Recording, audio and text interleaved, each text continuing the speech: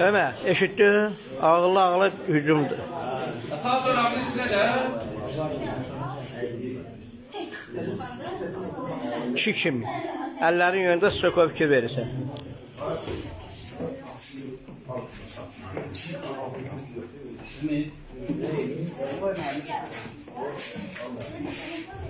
Ömer, davay. Время, davay. Getdik Ömer. Özün başı Ömer. Ömer, özün başı yine. Özün gel qabağa, özün başı yine. Ay sağ ol, özün başı yine. Çatdı. Başı gözde yine. Ömer, özün işle yine. Özün işi üçün bak.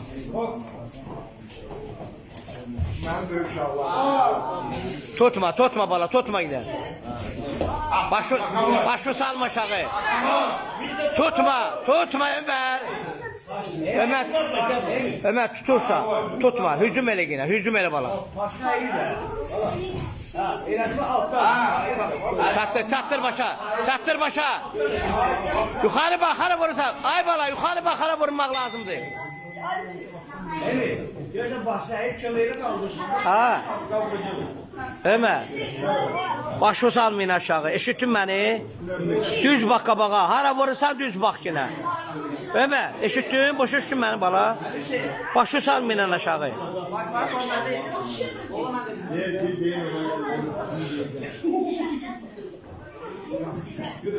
Hücum eli. Özün hücum eli. Boş imkan vermeyine göstermek.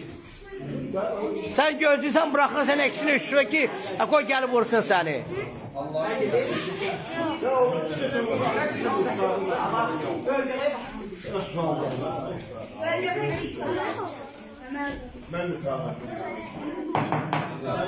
Ha tamam.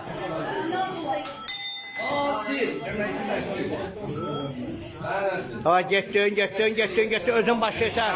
Özün başlayırsan. Özün başla. Ay sağ ol, özün başla. Ömer özün başla. Başı kaldır yukarı Ömer.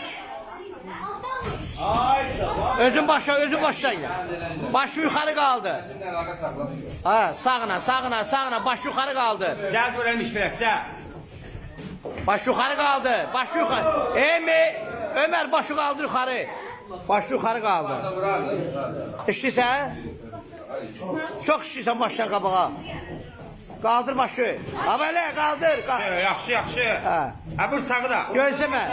Gözleme özün git. Özün git. Yaxşıdır.